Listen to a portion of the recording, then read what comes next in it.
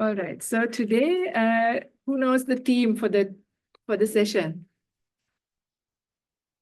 Yeah, it's called Finding a True Refuge, right? Yeah. What is a refuge? Shelter, a place where you feel safe, where you feel protected at times of difficulty, a place where you can find some peace, some support. Yeah, that would be a refuge. So let's see whether there is something that is a refuge and whether we will be able to find a refuge, right? That's the whole plan today. So one thing that I want to ask, because I see many of you, oh, Simran, you're back. So some of you have been coming for these sessions for a while. So I want to ask the question, what do you get out from coming to these sessions? Can few people say? Yeah. Why do you keep coming? Is it beneficial? What kind of benefit do you find? We get the knowledge to, understand life better. Okay. To use that knowledge in day-to-day activities. Okay, that's wonderful. And is that helping you during difficult times? Yes. Yes. And you, Simran? When I even came back from Indonesia, I wasn't going to come back, but I came back because when I come to events like this, it reminds me that I can just relax, take a break. I don't have to keep doing. And it reminds me what the good values are. Right. Like when I go into life, and sometimes I forget, sometimes I might get mad. But this just grounds me, gives me stability and reminds me. Wonderful. That's a really beautiful, beautiful thing. Yeah, that's really nice. Thank you. Thank you for saying that. So, yes. I have two reasons. Yeah. One thing is, I think I'm coming more close to myself. I'm trying to understand myself more after receiving all the knowledge what I get from you. Yeah. Second thing is, I can see like my kids are getting that knowledge, the paths which I could not get when I was young. Oh, That is wonderful. one of the very big things for me. Okay. I just want them to know. As well. And learning together is wonderful, isn't it? That's wonderful. So you haven't really missed out. It's never too late. It's always nicer also to learn together. This is also what is nice about these sessions, which are open for all ages, right? And we can all learn together. They're all kids. Actually, it's nice to be fresh. It's nice to be a beginner every time. Even we try that, isn't it? When we were preparing, we got very excited. We have actually prepared a very nice curriculum. The kids who couldn't come here today are going to miss out a bit. But anyway, we were thinking we want to do the same. And Lupeka was asking me, can I also do all of these activities for the whole month? Because today onwards, you have some homework as well as a family. Not difficult things, but fun things to do, right? Maybe we will also do, right? We will also see. Anyway, so what I want to go, because I have a way of building, so I have some things, notes here. So have you found the teaching? So you have already said that the teachings have helped you to become a bit more happier, become a bit more peaceful. Yeah. So so do you know, especially the kids, do you know where these teachings are coming from? Who has started giving these? I mean, you probably heard some of them from me, but where did I learn them from? Do you know?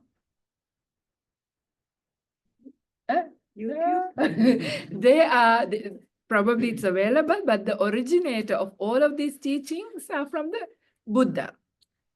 Yeah. Have you heard the word Buddha? Do you know who the Buddha is? Yeah. Who was the Buddha? Was he a god? No. Was he a human? Yes, he was a human being, right? Where was he born? He was born in India. How long ago? More than 2,600 years ago. Yeah. So what is the difference if he was a human and what happened to him? How did he become a Buddha? Do you know the meaning of the word Buddha? Bunjati means that somebody who's awakened. Does that mean we are asleep? In the sense, awakened to the defilements, yeah? From the defilements, you have woken up and have a clarity in the mind. For us, we still have a lot of the defilements. We'll talk about what defilements are. But so what happened to him is that he did meditation, and by doing this meditation, he managed to purify his mind. Does that mean our minds are dirty? To some degree, right? How do you feel when you get angry? When you get upset? Not nice, isn't it? Not very nice. Even strong desires, when you want something so badly, so painful, isn't it? And when you're sad, when you're worried. So these are the things that dirty our mind. Yeah. So these teachings are essentially helping to get some clarity in the mind, to make our mind a bit more pure. So this person who became the Buddha, his name was Siddhartha Gautama. He was a prince, but he actually through meditation managed to clear his mind, purify his mind.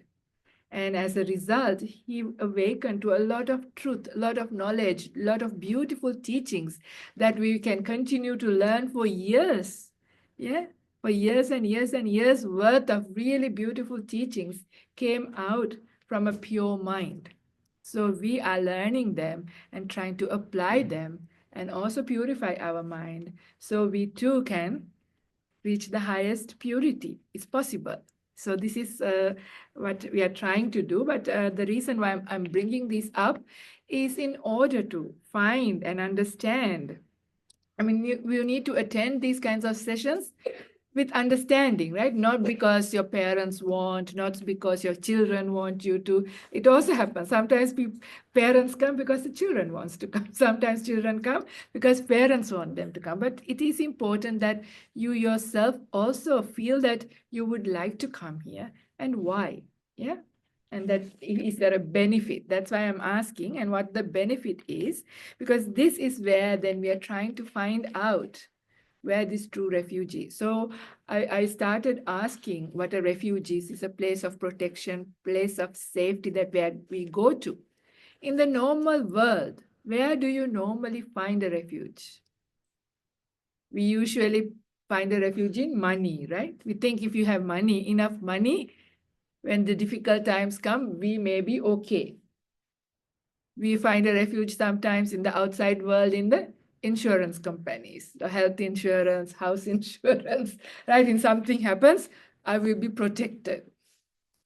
We find in refuge in also our very affluent connections. If we know the right kind of people, right kind of connections, we will be okay. We can get things done. We can go to help.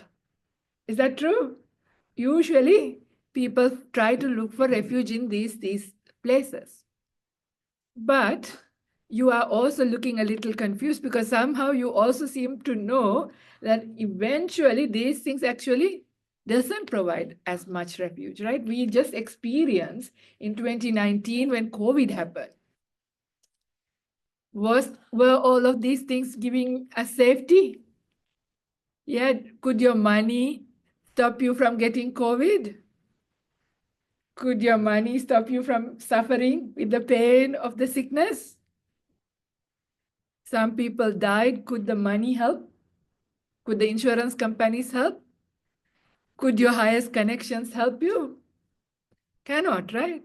So when sickness happen, money can help to get some painkillers or get medicine and try, but there is no ultimate safety there, right?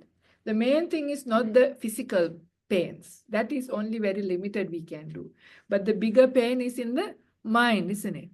Mind suffering, worrying, stress, all this mental pain is the hardest part, even together with the physical pain. So all these external things cannot really, we know that when we look into it, they can help us, but not so much. But during difficult times, even if you know how to deal with your mind, direct our mind, and look at things in a way that you can make peace with the situation, isn't that wonderful if that can be done? Do you think it is possible? It is possible, isn't it? There's always possibility. Last year, for like about 6 classes, we spoke very many different things of dealing with these things, right? Hopefully, you can do a bit of a revision and see what are the things that you learn. Even take some notes and see, yeah, when you actually change the way you look at things, change the way you understand things, learn how to accept things, yeah, and learn how to make peace. It's incredible because outside what is happening is not under our control. Even our body is not under our control, right? Has anybody's body asked for permission before it had a tummy ache, headache, fell sick? No, right? It just does it. Sometimes at the most inconvenient time also, isn't it? It does. So we don't even have control our own body, which what we think is our own body. Later we might understand it's even not ours. But anyway, so it is really not that easy. But we can learn to make peace with it. Even if we have pain, we might be able to learn ways of making peace. So throughout these classes, these are the things that we are going to learn. The reason why I'm bringing this up to see that, so can you see that there is possibly a safe place in teachings? The Buddha's teachings, wise teachings can be helpful for our mental pain. Physical pain, not so much. Only little that can be done. But it is making peace with our mental pain, which is the highest kind of thing, and purifying our mind during difficult time. So that is why in the teachings of the Buddha, so we go to the refuge to the Buddha, in the sense Buddha is not there, but he was the teacher of these teachings. And the Dhamma is, the teachings are called Dhamma. The word is there. And the people who has taken these teachings and practiced them and also reached the highest purity, they are called the Sangha, so the monastics. So it is nice way that you can, look into the Buddha, his teachings, and the enlightened monastics for a place of safety. So that is what is called going for refuge. So, but it has to be an emotional connection, in the sense that you need to feel that actually you don't do it like a parrot. You don't do it just because everybody else around you did it, because all the Buddhists are doing it or your parents did it. So you don't simply say Buddhang Saranam Gacchami in Pali, or I go to the refuge to the Buddha. But you do it with the full meaning. Actually, there is benefit in here. Yeah, I mean, I know that this is why you keep coming on a Sunday afternoon or evening when you could be doing so many other exciting things. So you bother to come because you think there is benefit, but bring that into your mind as you say, I go to the refuge to the Buddha. So you can do it in English if that is more meaningful, or if you know the meaning in Pali, then you can say it in the Pali. This is what we did just at the start. We said Buddhang Saranang Gacchami, Dhammang Saranang Gacchami, Sanghang Saranang Gacchami, means I go to the refuge. I go to these teachings as a refuge. So I thought that is important at the very beginning, at the very start of this new year, that we do these things with understanding the meaning, and then it is actually very powerful. So even for the kids, do you think that, learning some of these things will be helpful to you? If you do, it is even that thought, that feeling, if it goes in your head, and stays with you. Sometimes at the moment your life may be okay, you have your parents to look after, things may be quite okay. But there may come a time when things become a little bit difficult. But if at least you remember, actually, there were some things that I heard that was helpful. Let me go back and see whether I can find some way to make peace with these things. If you have that memory to even go back, that means you have taken that refuge from your heart. So this is really important, right? As it grows inside, it has incredible power for you to bring back to the right place, because this is when you feel very confused, you feel very ungrounded, where to go, where to look for, what to do, if you have confidence. So this is not blindly going for it. So you don't have to, if you're not ready yet. You can just come with the open mind and check out the teachings. As you see the teachings, as you apply these things, if they work, then you can take on board. If not, no need to. Yeah, so it has to be So you have initial confidence to try it out, to listen, come and listen and try it out. But your real confidence grow when you try it out and it works. If it works, then it actually goes in. So this is the part that I want to highlight. Okay, so today, now you have to pay attention. I'm going to ask a serious question and I want answer, okay? So, are you on the right track with your life, do you think? Well, I have some idea about what the right track is, but I keep falling off the edge. I see. Okay, anyway, I just brought it up as a question, but what I want to ask is, what do you really want with your life? What do you want with this life? Peace. Peace? Yes. What else?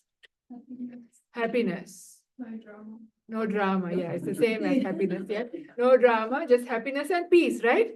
Anybody else? Anything else higher than that? Less suffering. Less suffering. Yeah, less suffering means higher peace. Yeah. So peace and happiness is what we want, isn't it? Healthy, yeah, health adds to that. Yeah, health adds to the peace and the happiness. Yeah, so all of those things that will contribute towards. We want good health also, to be happy, to be peaceful, to be, in good state, not suffering, away from suffering. So is it working to some degree? What have you been doing? What have we been taught? When we were little, were we told to go to school and learn really well, get good grades so you can be happy? Sort of? Yeah. I mean, I'm not talking about your current insights, but I'm going back in time. Yeah. This is why we did, right? We were told that. And then we were told, okay, if you get a really good job, earn a lot of money, then you will be happy. This is just the general trend in the most people, not everybody, there are exceptional, but in general, this is what we hear, right? In order to be happy, get a good job. Then they say, find a good partner, have a house, have a good job, have a house, have a family, and then you will be happy. So we've been doing all of these things. Are you happy yet? To some degree, sometimes you're happy. But if you were to honestly give me an answer in your day, are you mostly happy? Or most part of it is suffering or neutral? Mixed, isn't it? Yeah. Amount of happiness, do you think can be more? Yeah. It feels like, right? Yeah, it is in general.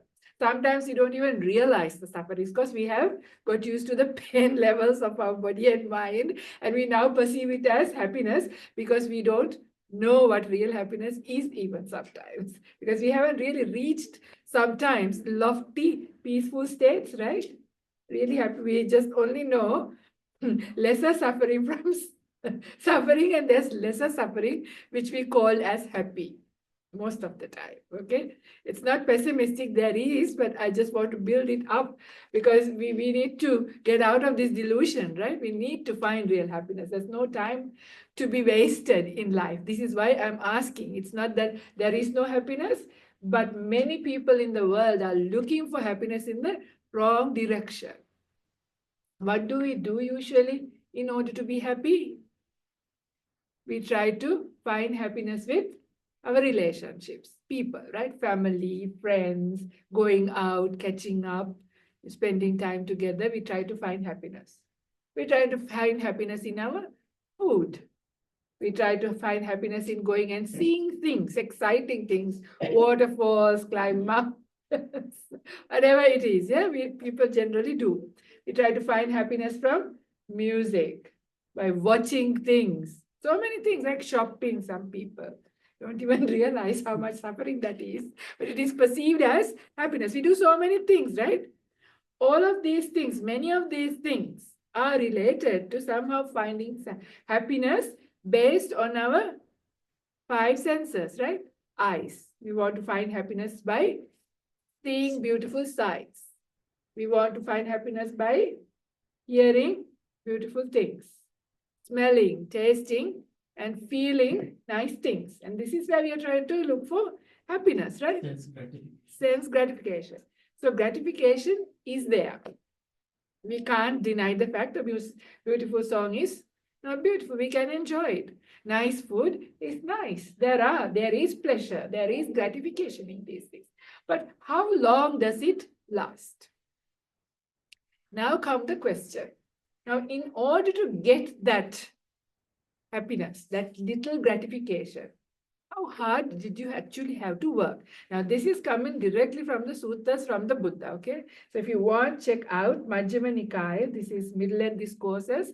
Sutta number 13 called Maha Dukkha Kanda Sutta. The name of the sutta is also called the Great Mass of Suffering. Okay, this is not for you to get depressed, but you might go through a little bit of depression during my talk, but hopefully I'll bring you back up again. So don't worry about it, okay? But you need to reflect in order to see it. Yeah, we need to see this. That is why I'm going to bring up. This is from the Buddha. All right. So shall I just read the sutta so that because I got a request saying that it's nice to actually hear what the Buddha said, and then I will speak a little bit more. So you get to hear both. Okay, my commentary versus the Buddha. All right. So this is just the extract, not the full sutta, because we don't have a lot of time. I want to go into another beautiful sutta as well.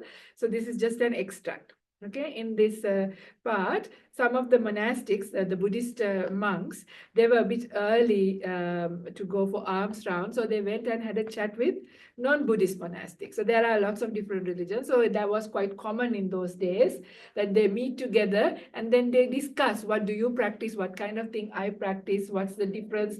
They were trying out because there was no WhatsApp. There was no these things. You had to meet people and talk and get together. This was normal. So when they met, so these others asked the Buddhist monastics this question. Friends, the recluse Gautama, that's the name of the Buddha, describes the full understanding of sensual pleasures. And we do so too. The recluse Gautama describes the full understanding of material form. And we do too. The recluse Gautama describes the full understanding of feelings. And we do so too. What then is the distinction here, friends? What is the variance? What is the difference between the recluse Gautama's teachings of the Dhamma and ours, between his instruction and ours? Interesting question, isn't it? This is even more interesting. This is homework for you. Try and find out what were the parallel religions at the time of the Buddha and what were their beliefs. How did they understand sensual pleasures? If you want to, you don't have to, but this is, otherwise it might not make sense and I don't have enough time to go into all the details, but I'm going to just tell what the Buddha said, right? So the Buddha says, bhikkhus, that is the name for monastics, wanderers of other sects who speak thus should be questioned thus. But friends, what is the gratification? What is the danger? And what is the escape in the case of sensual pleasures? We normally talk about only gratification, right? Do you ever talk about danger? We don't, because we think sensual pleasures it's called sensual pleasures, not sensual suffering, right? So we only think of them as only pleasure. We didn't even think that there is danger. And we never want to even escape because that's our way for happiness. Why do you want to even escape from it, right? So that doesn't even come in today's life, in our normal belief system. There itself, the Buddha says, according to the teachings, according to the Dhamma, this is the way that we are going to understand sensual pleasures. What is the gratification in these things? What is the danger in these things? And what is the escape? For now, just endure and see whether you want to escape or not. Let's see.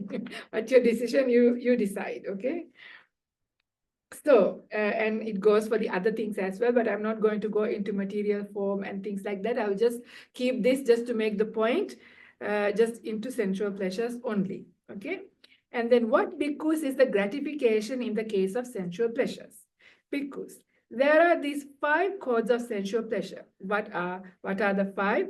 Forms cognizable by the eye, that are wished for, desired, agreeable, likable, connected with sensual desire, and provocative of lust. And same goes to sounds, smells, taste, and tactile sensations, right? So that is the gratification or the delight, the enjoyment that you have based on these 5 sense-based things. That is called the gratification. This one we know very much about, right? We've experienced, enjoyed this since we were a little kid. Since then, we have been doing that. So this is the next one. And what bhikkhus is the danger in the case of sensual pleasures? Before I read, what do you think? Can you see any dangers in sensual pleasures? What are the dangers? Only is taken to extreme if you enjoy sensual pleasure, but not excessively. There's nothing wrong with that. Okay. Like if you have a sense of when to detach yourself. Okay. You get addicted to, probably. Once get addicted to that pleasure, and then that might create a suffering. Suffering. Okay. Addiction is a suffering. You know, when you start wanting like more and more. Right. Because it normalizes, right? So you have to go to the next level, and it's never enough, right? And you get, yeah. But I if got you the effect of can- health. Mm.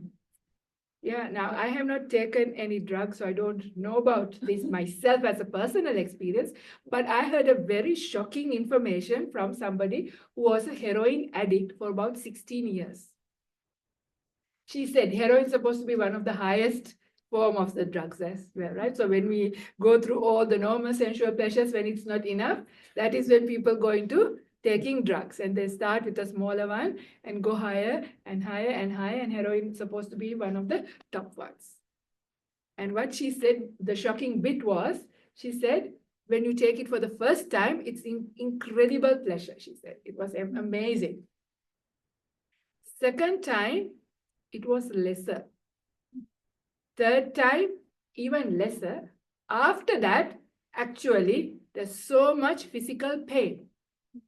Did you know this?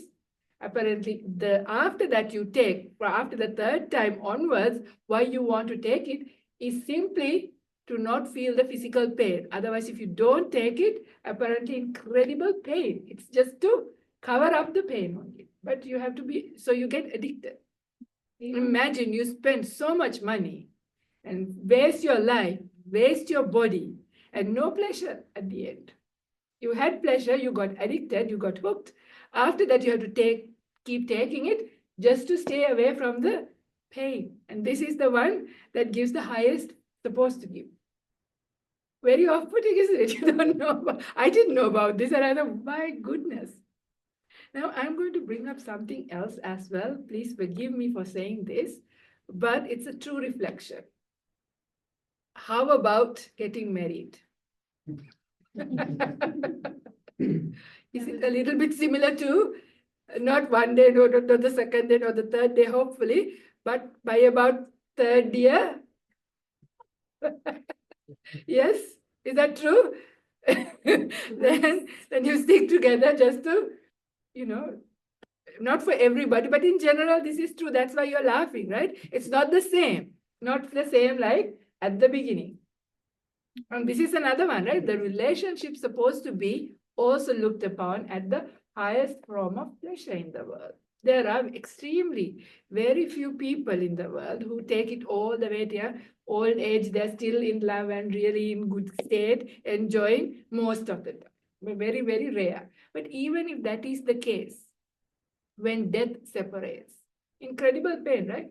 The more loving, the more beautiful the relationship, it's never going to last forever.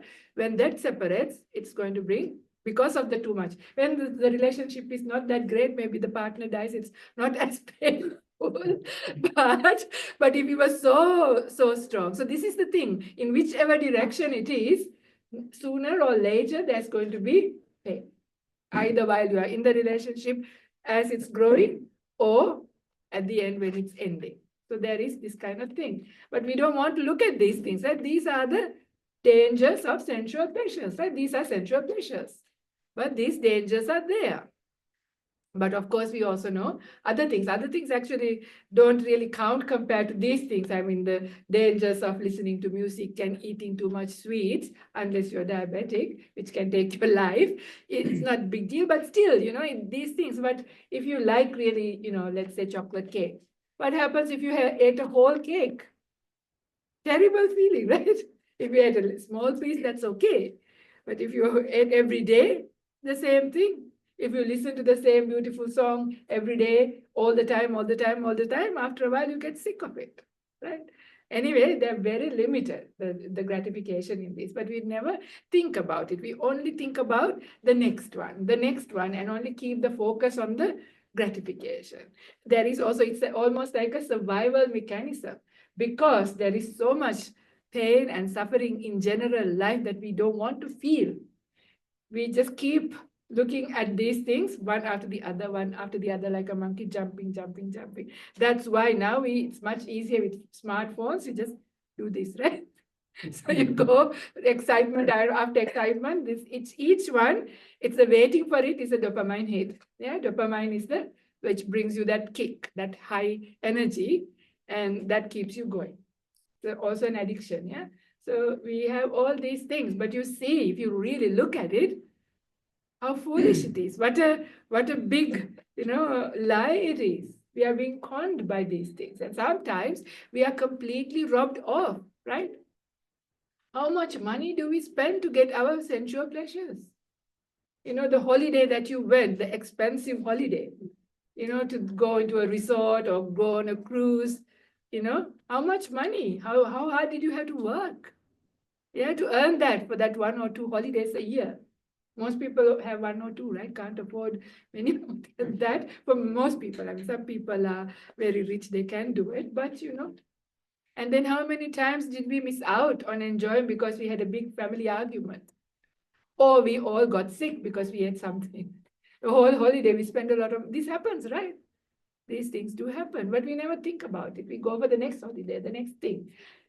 I'm just saying this, not to make you depressed, not to turn you away from these pleasures, but to know, do it with understanding, do it with the right understanding. But there is real happiness to be had. We will talk about it, but not to get fooled by these lesser forms of happiness that comes at a really big cost. Now look at what the Buddha is going to say about this. I just prepared you for it, okay? So, and what, bhikkhus, is the danger in case of sensual pleasures? Here, bhikkhus, on the account of the craft by which a clansman makes a living, whether checking or accounting, calculating, farming, trading, husbandry or archery or royal service or whatever craft it may be, he has to face cold, he has to face heat. He is injured by contact with glad flies, mosquitoes, wind, sun, creeping things. He risks death by hunger and thirst. Now, this is the danger in case of sensual pleasures. A mass of suffering visible here and now, having sensual pleasure as its cause, sensual pleasure as its source, sensual pleasure as its basis, the cause being simply sensual pleasures. Now, apply this to this day. Being in traffic, right? Some of you, you have to work outside on a 40-degree, 50-degree day. Sometimes plumbers tell me who work like in Western Australia in the country, sometimes the day summer temperatures can go up to 50, and they have to still work outside. Sometimes cold. How much sick leave do you have? How many times do you go to work when you are really sick, right? Take Panadol and having to go to work. But even before that, was going to school fun or suffering? Some people say it was fun because they were playing, but really, and doing exams, yeah. All of these things are difficult, isn't it? Compared to, we try to make it enjoyable, but there is a lot of suffering involved in it. And going to work, shopping, getting all of these things, lot of investment of difficulty to save that money so you can get what you want. But what are your true needs? What do you need to live happily? You need food and water. Need it, right? You can't do without. You need some clothing. You need some shelter. And you need some medicine. Is there anything else that is a need? Food, I said already. Food and water. Clothes, shelter, medicine. Exercise. It's not a need. Yes, some people don't need. These are the basic needs. Other things can be helpful, but everything else, most of the other things are actually wants. Internet, yeah, they are wants, yeah. Internet is actually the major cause of your suffering. If you live without internet, do you remember when you were a kid, did you use internet? Were you happier? Yeah, of course. Yeah, we don't need these things. Yeah, it becomes now a convenience. Convenient, but really troublesome. Really, I'm saying these things to make the true reflection, not to be in the denial. It might sound difficult or unacceptable even to hear sometimes, but it is important to make the real so that you can actually get out of it and actually head in the direction where the true happiness is to be had. And the Buddha goes on to say, if no property comes to the clansman while works and strives and makes an effort, thus he sorrows, grieves and laments. He weeps, beating his breast, and becomes distraught, crying, my work is in vain, my effort is fruitless. Now this too is the danger of case of sensual pleasures. Did you have any friends who completely lost their job during COVID? Especially people who worked on airlines, hospitality, tourism, lots of them, right? Lost their job completely. So you worked really hard, you did all that, and you couldn't get. And how many times you get the best partner, and then somebody else grabbed them? It happens, right? It happens. So these are the dangers of sensual pleasures. You have your beautiful house, and you get a bushfire and it completely burns down. This happens, right? You save money and you get your sports car or whatever the car that you dream, and you meet with an accident. These things happen. So this is because when we look into the outside external world for happiness, it is not within our control. It also brings a lot of difficulty. So these are the dangers. We have a high risk in getting that little gratification. The gratification is not denied. It is there. But the cost that we invest is completely out of proportion. By huge means. Can you see, if you do the honest reflection, you can see to get a small amount of gratification, the amount of work that you have to put in. And there is no guarantee as well, because that can flip. The gratification flips very quickly. What you expect didn't happen. Many times you get disappointment with these things because external world is not within our control. So this is the danger. And if the next part is, if that comes to you, if you get really rich, if you get your house, if you get your beautiful partner, if you get all of those things, what happens? Then you're constantly worried that you will lose it. Yeah, very rich people also live in a lot of suffering because they have to have security, insurances. They're constantly worried that some danger would come and somebody will steal it. This is the suffering. If you have a really, really attractive partner, also you live in a lot of insecurity because you don't know who else is going to grab them, because they are wanted by everybody, right? There are beautiful similes about the danger of sensuality in another sutta called Pottalya Sutta, Majjhima Nikaya 54. In one of the suttas, it's like a bird getting a piece of meat. Piece of meats are not that common for birds to find, right? So piece of meat is like this beautiful, incredibly amazing partner that you get, or the amazing job that you get, or whatever the rare and amazing thing that you get that is pleasurable. But what happens? Have you seen in the nature a bird with some food, let alone a piece of meat? All the other birds come and attack, fight for that.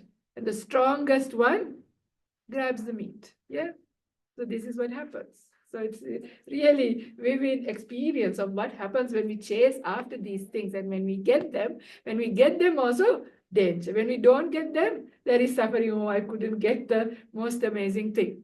So getting it also a problem, not getting it also a problem. And in order to try to get it, you also weary yourself so much, right? You have to work really, really hard. How hard is it to maintain a relationship? Yeah, very hard. How hard is it to maintain your job? Keep your place up? How hard is it to maintain your expensive house? Isn't it? All these things, these never think about it because we only focus on the pleasure, but these are the dangers and huge amount of suffering. So I had to say that all that because are we on the right track? If we are pursuing, our pursuit of happiness is directed in this direction, then think again. Are you on the right track? Are you pursuing? Because you all said what you want is peace and happiness.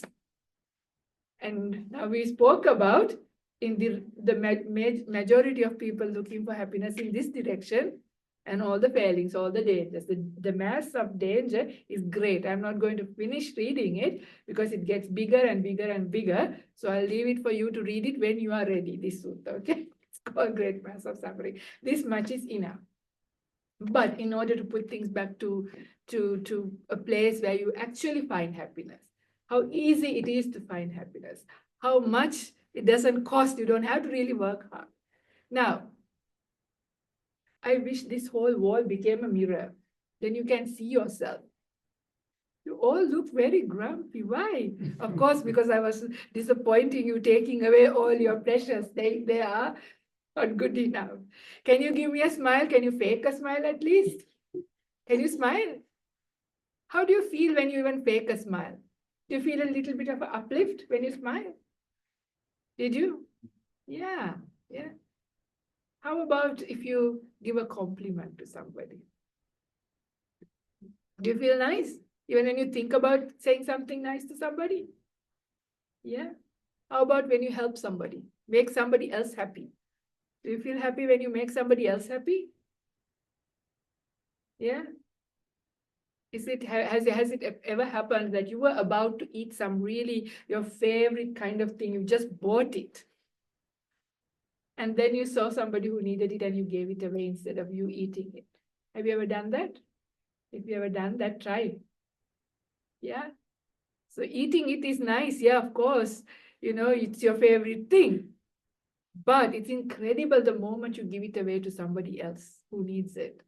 Or the pleasure that you feel is a different kind from the pleasure that you get from that eating, the gratification of taste. Yeah, try these things out. So the gratification, so the pleasure or joy in getting things versus pleasure and joy from giving. And the greater one is pleasure and joy from giving up. Another level, yeah? Giving up things as well. So try this. This incredible amount of happiness is here and now. Doesn't cost any time, any effort, any suffering. There is no suffering to smile, to open a door for somebody, do a small act of kindness, give a compliment, write a little note of gratification, yeah, gratitude. So much happiness, yeah. And you think about these things, or bringing up joy when you receive something, appreciation of somebody being kind to you, when you remember somebody doing something nice to you, or rejoicing in when you see somebody else happy, doing well in life, feeling happy. Isn't that nice? This is called mudita. This is a bit harder for people because most of the time what we have is jealousy coming. Why am I suffering? Everybody else so happy. That is a form of suffering too. But if we can turn around that mind state and say, okay, well, I might be going through my own karma, but at least I'm happy for them. I'm truly happy for my friend. They are doing well in their life. The moment you can do that, actually, you uplift. Yeah. These forms of happinesses are available. So this is basically the idea of generosity. Yeah. Giving either material things or giving a smile, compliment, things like that. Brings you incredible amount of happiness that you can't even compare with your best, most expensive holiday. The gratification you got from your holiday, try this out. While you're on holiday, try and do some other nice acts of kindness and see, did you have to spend all that money and go to the resort and enjoy this luxury and what that gives the pleasure and the mental joy you get from doing acts of kindness. It's incredible. You can't even compare these two forms of happinesses. So real happiness is there. This is just the starting point. Now the second one, being good feels good. Is that true? Being good feels good. It's an incredible form of happiness that builds up. A lot of the times why we are going down in our mind is we are not being as good as we could. Yeah. Maybe externally we try, but in our mind, if our minds are negatively thinking constantly complaining, saying, why me, why can't other people, why this and why that and why not? If that is the mind state, so your mind, sila, the mental sila, isn't great. So, but if you have turn it around, okay, why not? Ask the question, why not? It's all right. That's what it is. That's what world is. I'd rather accept it and make the best use of my circumstances. Possible, right? We can do that. Okay, I can just deal with this and it's going to change. You have a different way of dealing with it rather than complaining. Have you ever really achieved anything really useful by just complaining about things? No. Yeah, there's that really famous thing, right? Instead of complaining about the darkness, light a lamp. Very simple thing to do, because complaining, you only start going down and down and down. So it is when you down, what happens? You snap back at somebody. How do you feel after you snap back? Not very nice, right? When the words that come out of your mouth isn't nice, you don't feel nice. But how do you feel when you actually speak nicely? Speak words that are lovable, agreeable, goes to the heart, pleasing. These are from the word of the Buddha. That's what the Buddha talks about, right speech. Right speech are like that. Isn't that nice if we can speak like that? The moment, even imagine you speaking so sweetly, so kindly, so nicely to somebody. The moment you even think about speaking like that, your heart fills up and you feel great. And as you're speaking, more than the other person, you feel great. Other person is another story. Sometimes they might get annoyed. Why are you buttering me up? They might ask. That's their problem, right? But if you were genuinely saying something nice, you feel good. And if you can cut out if that kind of reaction happens from the other side, but that's their problem. I'm trying to be nice. If they can't receive it, nothing to do with me. But most of the time, majority of the time, if you're nice to somebody, they become happy. You know, they're nice back to you. It's quite nice. So being good feels good. This is, in a nutshell, virtue bringing you incredible forms of happiness. In fact, if you try to be as much as possible a good person, doing the right thing by body, speech, and especially your mind, not going to negativity, you will start to feel incredible feelings of joy, happiness, uplift in your mind that you can't buy with money. You can't, get from outside world. Yeah.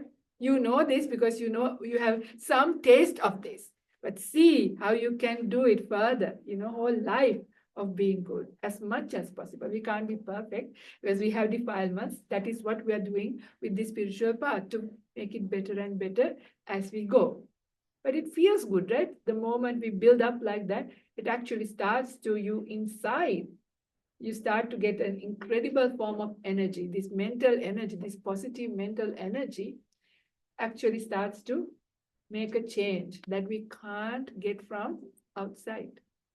So this is where the true happiness is to be had. Does it cost anything? Is it difficult to do? It's actually not difficult to do. These other things are more difficult to do. Yeah, in another place, there's a really interesting verse. There's a young monk, still in his young age, quite handsome, but he's a monk. So one of the devas, one of the angels, come and say, why, monk, you're still young. Why don't you enjoy the sensual pleasures that are available here and now? Why are you wasting your time working this really hard work in the spiritual path, trying to look for something in the future to be happy? Do you think like that? Sensual pleasures are here and now.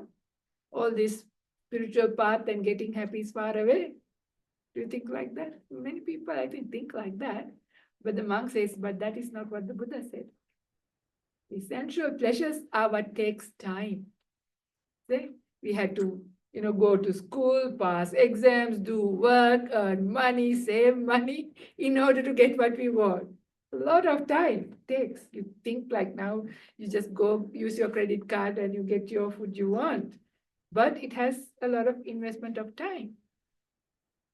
But the spiritual path to meditate, to become peaceful, to close your eyes, and meditate, for example, or do an act of kindness, immediate, right? You didn't have to invest in anything, plan for anything. And, so that is why. So actually the spiritual path, the building of this is called samdittiko, apparent here and now, available straight away, absolutely straight away. However much you let go, you get that much peace. The more you let go, the more peace you get. The more you're holding on to, the more you're grabbing, more trouble, more pain, right? So straight away, it's available. The more you let go, like if you think about a day that you've been really, really stressed, you had like 20 things to do. Towards the evening, you have only done 10. So you can see the pressure building up, right? So before, in the next 2 hours, I have to do another 10 things. I'm not going to do it. But if you're fighting, incredible pressure. But if you are smart and decided to drop a couple, the moment you decided, okay, I'm not doing these things, immediate release, right? Immediate release, you give up. So just you can see how immediate these things are. There's many more as you learn the teachings. You can see how quickly the mind can be changed instantly. Physical pains can take long time to cure, but mind is curable very quickly also. So that is why these things are apparent here and now, immediate. But sensual pleasures are unreliable because many times we know we invested so much, worked really hard, got completely disappointed. Got what? We didn't expect. These days, when you order online, also lots of disappointments, right? But you think you ordered is what you arrived at the home, and the madness that goes for the waste of money that was. Yeah. So these are important things to reflect. So this is why. So this is where, so because we find refuge in these things, right? Because we go to these things when people are suffering, when there is suffering, what you go for? Ice cream tubs, chocolates, movies, friends, pick up the phone, watch a movie, isn't it? When we are suffering, usually try to go into the sensual world to find peace. But we see, these things bring only much more difficulty. Later you become even more painful, more addictions. Yeah, I mean, lots of people go to the pub, start getting drunk, go into drugs if it is too difficult. I mean, this is common, right? Due to pain, people go into all of these things. And what happens in the long term? Short term, maybe a little bit, and long term, incredible difficulty.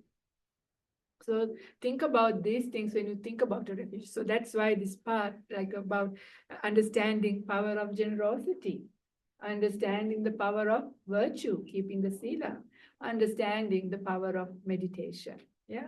So these are coming up in the next couple of months. We are going to be talking about these things. But this is where we can actually find a refuge where our mind can be peaceful, we can be grounded, we can feel a progress in our mind lifting up, elevating, waking up. Actually, it is a feeling of waking up from deep sleep.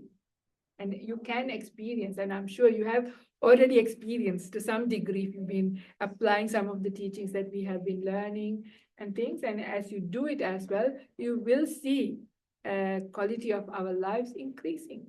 Yeah, so that means there is a true refuge in these things. So because this is the topic of today, I'm just only focused, but I've spent quite a large part of time with this. Was that helpful? Yeah, did it make sense? Does anyone want to argue with me? But when Yes.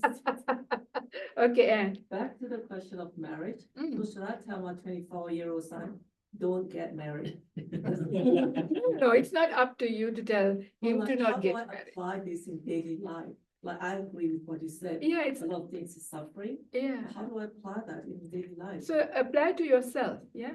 My So son, not what- my son. No, your son, he can make up for himself. So you can, speak in the same way, or he can listen to this talk and see whether his own idea of whether it is or whether it is not. So Yeah. then there will not be human beings on this earth after a while. Is that a good, bad thing? I don't know. Human beings. But That's not everybody is going to do that. Don't worry about it. There's 8 billion people. Only extremely small number of people will make sense of these things. Lots of people can't even make sense of this. They'll get up and leave and really scream and yell at me for saying these things. They go, it does not make sense, you know. So It's what not you're saying is- everybody's wisdom faculty is ripe enough to actually make sense. They'll say she's talking rubbish So what because you're saying sensual is- pleasures are pleasurable. So what you're saying is, this sutta would, if we're ready to hear it, Yeah. then we can practice it. Yeah. But it's not something we would tell someone No. who's not. I get it. All of the Dhamma path is like that. Yeah, you have to understand when you're ready, when it makes sense to you, that is when it's working for you. So up until that, it's okay. I mean, it's not a real big deal. I mean, lots of people are married, but do it with wisdom, not blindly thinking I'm going to be happy ever after. This is the delusion, right? Of course, if you have the idea, okay, I'm going into getting married, build up a family, I sort of see its dangers, I see the pleasure, I will bring up a good child, I will do something. There is a good way of living that too. But it's not that false expectation and disappointment of this is not what I signed up for when I signed my marriage thing. I wanted to be happily ever after with my, partner and stuff. No, be very realistic about these things and you can make your informed decision. I mean, we have to in life do these things, right? So you do, but with your eyes open and not complaining when these things happen. That's what you signed up for. It's both this and that. So you do, because not everybody is ready to become monks and nuns and find the spiritual path and do all of these things, not at all. But not to be blinded and not only to seek happiness in the sensual world. It's okay. You find sensual world happiness. I mean, I also enjoy my chocolate cake. But I understand also there's much more happiness in meditation and in the spiritual path. I mean, keep things in perspective is what we are saying, because if you can't do it straight away and flip and do, it's not practical. But this is an opening of our eyes to take out the veil of delusion a little bit. So we are not completely deluded, going head on to danger without realizing it. So know the gratification, know the danger, make informed decisions where you're going to invest, where you're not going to invest, and how you're going to invest, how much you're going to invest. Because you're going to have to do this, you're in lay life. Yeah, you have to go to work, you have to look after family, you have to live life. So you have to do these things. But do it with eyes open is all that he's saying. And also do the other things, because most people don't do these things, right? Smile more. Again, nobody smiles. Make it a habit. It feels great. Even if you fake, yeah? Do good things. Think in a good way instead of change those habits. Makes a huge difference straight away. Changing your thinking patterns takes a while. It won't happen overnight. Yeah, because these are strong momentums. But as you see the benefit, think differently, catch yourself, then you start to make changes. And that's all we can do. It's a gradual path. It doesn't happen automatically, quickly, like that, like a switch flicking. But it's about opening up and actually now looking for happiness where real happiness, long-lasting happiness is to be had.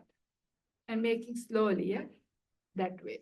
So you can do both, because that's the important part, doing both and slowly giving this up. This is how it was for me as well.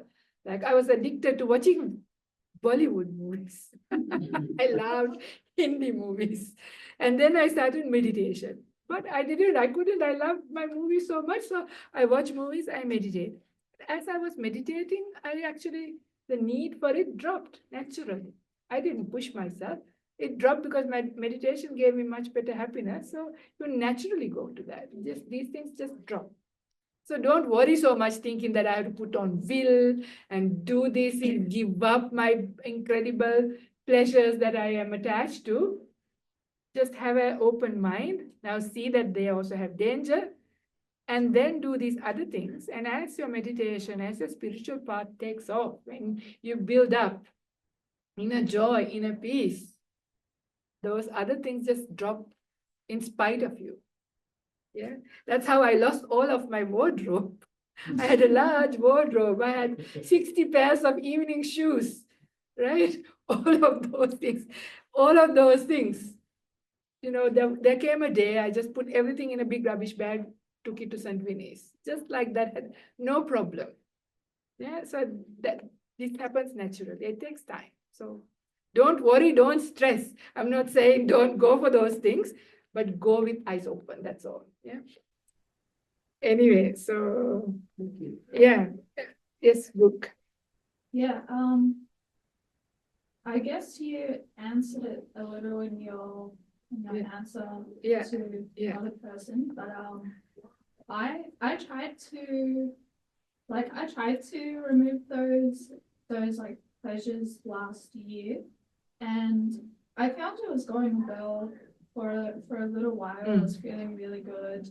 I was feeling like so peaceful, and then I found it actually started to get really weird, and like my anxiety was growing. Right. It just grew to a point where it was feeling like really dangerous. Right. And so I, like over the last, I think, month or two, I started reintroducing some things. It's like- gradual. So it's very important to know Yeah. gradual. Sometimes we are in a hurry, right? Yeah. So we have to be patient. So you do slowly, because sometimes you get inspired and you want to drop the whole lot. We can't do that, right? And also that's why I said, what you do is you had, like I said, I had all of my whatever things that I liked, and I build up my meditation. I build up my virtue. I build up my, acts of generosity. As these are building up, these drop naturally. You have to do it like that. I mean, you restrain some of the really bad ones, really harmful ones, but you still give yourself some others. So it's like stepping stones, yeah? So you give, yeah. I do it found, slowly. now that I've actually reintroduced some pleasure things that I actually, my meditation actually feels Yeah. better again, because for a while I Yeah, couldn't meditate, and I couldn't right. I couldn't like feel peaceful because Exactly. my anxiety was so high. And now Right. that I've reintroduced some Yeah, things, yeah. and I still do, like started listening to some music again, Yeah. started watching some movies, Yeah. started doing some things I enjoy. It's like it's like my meditation is actually good. feeling like Better. it's I mean, starting I to do get these better things again. too, even although I've been meditating for so long. I do these things. You should have seen me, you should have asked Venerable Upeka how much fun I had yesterday preparing for the kids' class. I actually did the whole artwork myself. I painted the Buddha and put the halo and pasted all the, being like a kid doing art and craft. I do these things as well because sometimes as long as it's not very harmful ones, it's okay to do few little things. And I see, like for me, creativity. Like creativity, when I have a little bit of creativity, it opens up my mind. It makes mind more spacious, and it's good for for my meditation. For different people, it's different thing. So Yeah. could I ask, on that point, Mm. so I did DBT, which is dialectic behavioral therapy. So it's, a lot of it is very similar to mindfulness, and they always tell you, like, if you're feeling distress, if you're feeling, really negative emotions, they tell you to go towards a healthy distraction. They might tell you, listen to some music or watch a movie or do these, like see your friends, So like when I listen to these talks, I start feeling conflicted because I'm like, do I listen to what the therapy told me to do? Or, Yeah, you choose Yeah. wholesome ones. There's plenty. I mean, there's nothing really dangerous in doing some artwork. Take a nice thing, do coloring, yeah? Go for a nice walk. Yeah. So there's plenty of nice things that are not so dangerous. Go for a swim, play a sport, do some craft, do some complicated cooking and give it to your neighbor. There's many nice things that are still okay. Yeah. So you have to be skillful and smart and do it gradually. But there was a very beautiful sutta that I had wanted to talk about. So this is called Rattapala Sutta. I would one day like to do the whole sutta. It's a really beautiful one. It was a boy who was born to a rich family. And after listening to the teachings, he wanted to become a monk. His parents didn't want him to do that, and all of that background story is there. But anyway, after much difficulty, he becomes a monk and he practices, he becomes enlightened, he comes back home. And then he was in his town and there was the king. And the king comes and asks him some questions because he was still young. He was from a very rich family. He had lots of relatives. He had, everything he wanted in his life. And the king was very confused. The king was extremely confused why he left all of that and became a monk. So here the king says,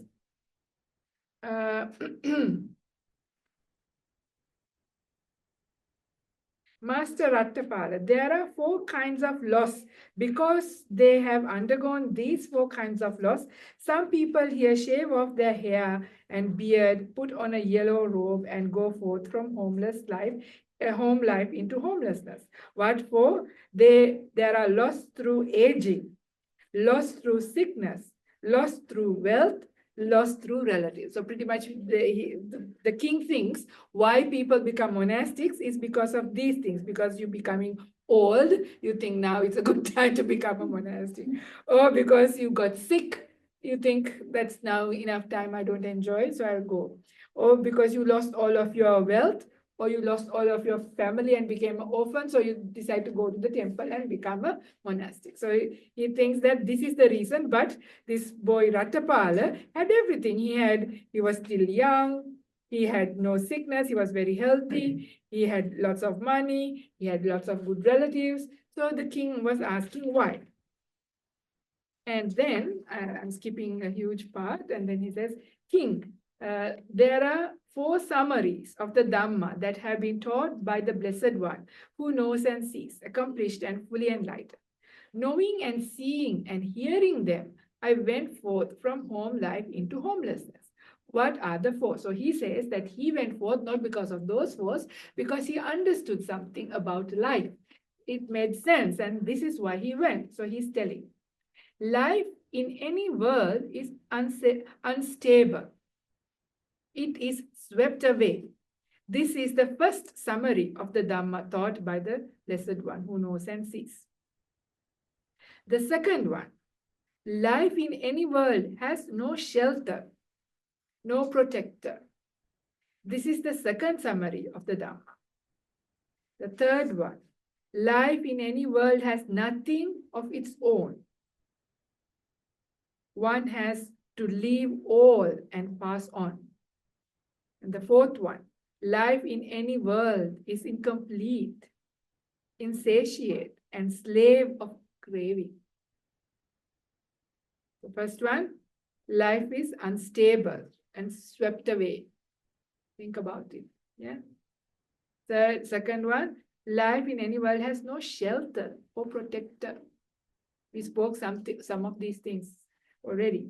Life in the world has nothing of its own and has to leave all and pass on. Don't worry, this is coming up, but I'm saying life in any world is incomplete, insatiate, a slave of craving. So then the Buddha asked, Master Rattapala said, life in any world is unstable, swept away. How should the meaning of this statement be understood? Okay, so the monk is now explaining. What do you think, Great King? When you were 20 or 25 years old, were you an expert rider of elephants, an expert horseman, an expert charioteer, an expert archer, an expert swordsman, strong in thighs and arms, sturdy, capable in battle? Then the king answers, when I was 20 or 25 years old, Master Rattapala, I was an expert rider. All of those things he says, and I do not see anyone who could equal me in strength. Right? So when you were young, also like that, right?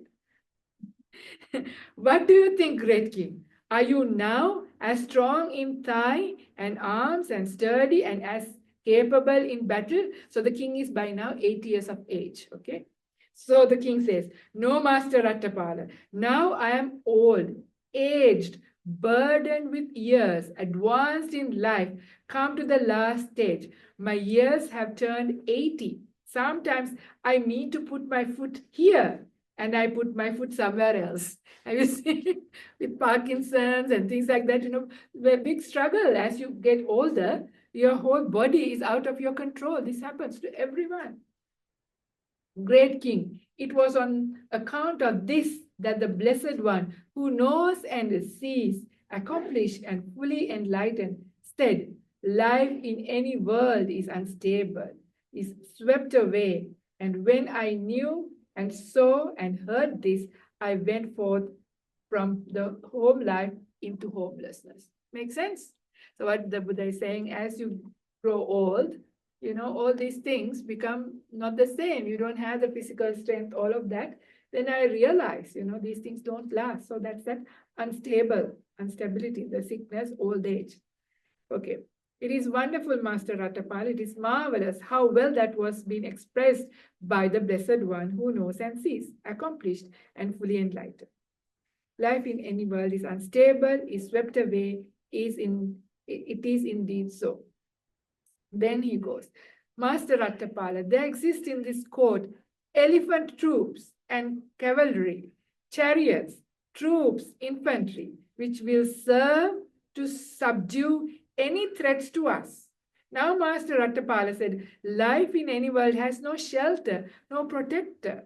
How should the meaning of that statement should be understood? Because the king thinks he has all these armies, everything. So he's well protected and he's in shelter. So what are you talking about that there is no shelter? He's asking, okay? What do you think, great king? Do you have any chronic ailment?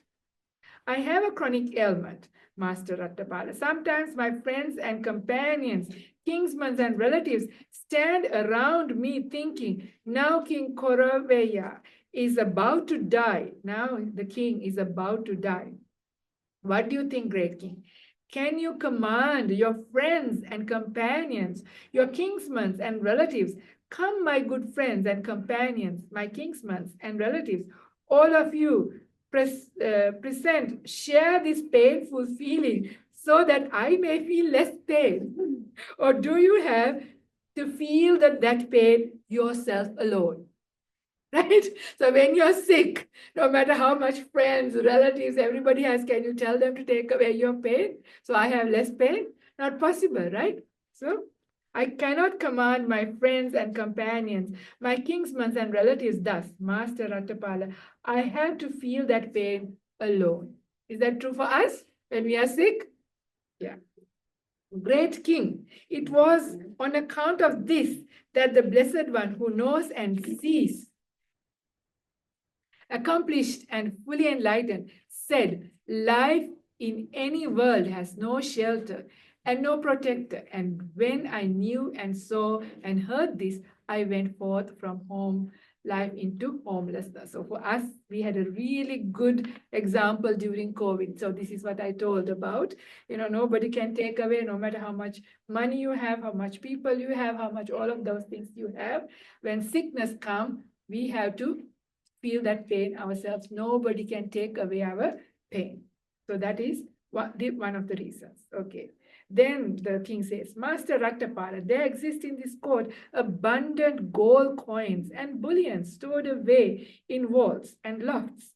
Now Master Rattapala said, life in any world has nothing of its own. One has to leave all and pass on. How should the meaning of this statement be understood? Of course, being the king, he has so much wealth, right? So much everything. So the monk says, what do you think, great king?